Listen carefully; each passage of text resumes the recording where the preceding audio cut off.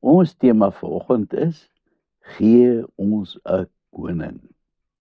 Daarvan lees ons in 1 Samuel 8. Vir baie jare was Samuel 'n ware vader vir die volk. As priester het hy vir die volk diens gedoen en het hy hulle verteenwoordig by die Here. As profeet het hy die boodskap van God aan die volk oorgedra. As regter moes hy hulle regtsake hanteer. En dan was hy boonop hulle rigter wat op politieke gebied die volk moes lei. Samuel het egter begin uitraak. Sy 2 seuns, Joel en Abia, het stadig aan by hom begin oorneem om die leiding te neem. Maar daar was 'n probleempie. Nes Eli se 2 seuns het al 2 sy seuns ook die pad begin byster raak. Daar was allerhande sprake van korrupsie. Dit was omkoopgeskenke en regspraak wat verdraai is en die mense het begin moedeloos raak met hierdie 2 se streke. Omdat Samuel al 'n stok ou man was, kon hy nie meer by alles uitkom nie. Waarom gebeur dit so dikwels dat die dominee se kinders so van die spoor afdwaal? Is dit dalk omdat hy so besig gehou word met ander mense se probleme, dat hy nie behoorlik by sy eie gesin kan uitkom nie?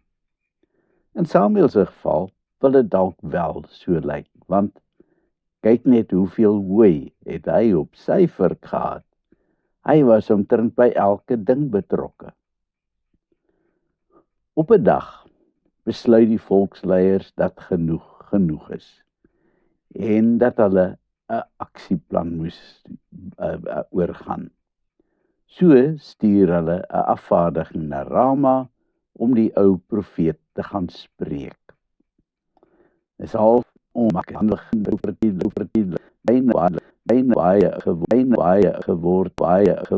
geword het en dat sy seuns nie die volk lei soos hy dit al die jare gedoen het nie. En nou het hulle net gewonder wat hulle koens wat hulle regeer. Is die enigste een wat maar so op hulle eie voort sukkel sonder 'n koning. Dis eintlik die hele volk wat die versoek rig dat Israel ook 'n koning kry om oor ons te regeer, pleit hulle by die ou man. Samuel het hierdie ding sien kom. Hy het gehoor hoe fluister dit in die wandelgange, maar hy het dit uit sy gedagtes probeer skuif. Nou het dit amptelik geword en dan stort hy sy hart voor die Here uit. Samuel, my kind, wees rustig. Dis nie vir jou wat hulle verwerp nie, dis vir my, die koning van alle konings. Dit gaan al so van die dag toe ek hulle uit Egipte gered het. Laat hulle gerus maar begaan. Doen wat hulle van jou vra en gee vir hulle koning. Maar verduidelik vir hulle baie mooi wat 'n koning van hulle gaan eis. Nou voel Samuel beter. Hy besef nou dat hierdie hele ding eintlik 'n opstand teen die Here is en dat hy maar net die pion is. Dan roep hy weer die leiers bymekaar. Besef julle wat julle vra?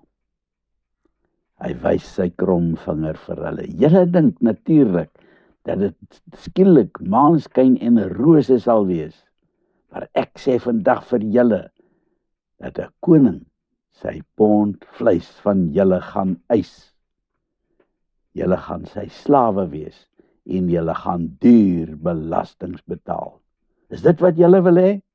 Moenie sê ek het julle nie gewaarsku nie en moenie dan by die Here gaan kerm nie, want hy sal julle nie eers antwoord nie. Toe maar, ons weet wat ons doen. Hierdie volk het 'n ding in hulle koppe gekry. En soos 'n steeksdonkie beur hulle skoon dwars in hulle eie rigting in. Ons wil ook soos die ander volke wees. Ons koning moet oor ons regeer en ons wil hê dat hy ons lei om oorlog te gaan voer teen die ander nasies. Samuel het homself verskoon en in die stilte van sy kamer in gesprek getree met die Here, soos hy al soveel keer in sy lewe gedoen het. Samuel, gee vir hulle koning, kom die Here se duidelike antwoord, die tweede keer aan die ou man. Wanneer Samuel weer die vertrek binne stap, kyk almal hom met groot afwagting aan. Toe, gaan julle nou maar huis toe. Die Here sal vir julle 'n koning gee. Skielik sak daar 'n groot rustigheid oor Samuel toe. Hy het gedoen wat hy moes doen. Verder los hy dit nou maar in die bekwame hande van die Here. Hy sal wel voorsien op die regte tyd en op die regte manier.